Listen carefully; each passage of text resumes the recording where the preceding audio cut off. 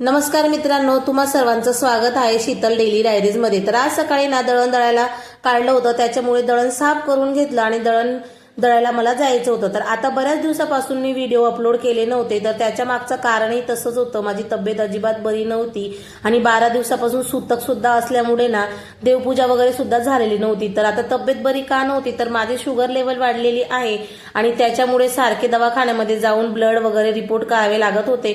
सोबतच पोटात चरबीची गाठ सुद्धा डॉक्टरांनी सांगितली, त्याच्यामुळे रिपोर्ट काढणं, त्यानंतर मला खूप असं टेन्शन आलं होतं की पोटात चरबीची गाठ झालेली आहे, आता काय करावं लागेल।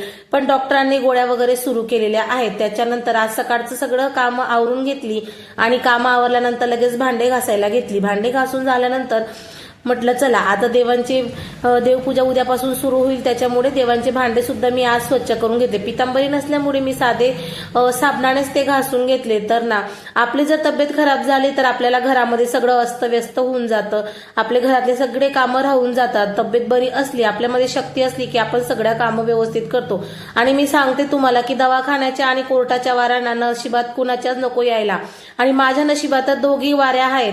कारण ना कोर्टाच्या आणि दवाखान्याच्या वाऱ्या करताना माणूस एवढा दमतो आणि एवढं हॅरेसमेंट होते ना माणसाला की अजिबात म्हणजे डोकं काही कामच करत नाही। तसंच माझं सुद्धा झालेलं आहे आणि दवाखाना तर जसं माझं लग्न झालं तसा दवाखाना माझ्या मागून काही जाण्याचं नावच घेत नाही। काही ना काही निमित्ताने मला दवाखान्यात नेहमी जावंच लागतं। 15 दिवसातून 2 महिन्यातून नेहमी दवाखान्यामध्ये काहीतरी ट्रीटमेंट घ्यायची असते किंवा काहीतरी ब्लड टेस्ट वगैरे करायचे असतात, तर चालू असतं। लग्नाच्या अगोदर अशी ठणठणीत राहणारी मी मुलगी लग्नानंतर सारखं दवाखान्याची वाट बघावी लागते आणि दवाखान्यात पैसे खर्च करावे लागतात। आपल्यासोबत ना आपल्या घरच्यांची सुद्धा हॅरेसमेंट होते दवाखान्यात जाण्यामुळे। आता शुगर लेवल वाढलेली आहे म्हणून डॉक्टरांनी चहा, गुळाचा चहा किंवा साखरेचे सगळे पदार्थ बंद करून टाकले आहेत। आता आपल्याला जे खावंसं वाटतं ना तेच डॉक्टर नको म्हणतात। आता शुगर लेवल वाढल्यामुळे ना जरी साखर नाही सांगितलं तरी सारखं सारखं चहा प्यावीशी वाटते, साखर खावीशी वाटते।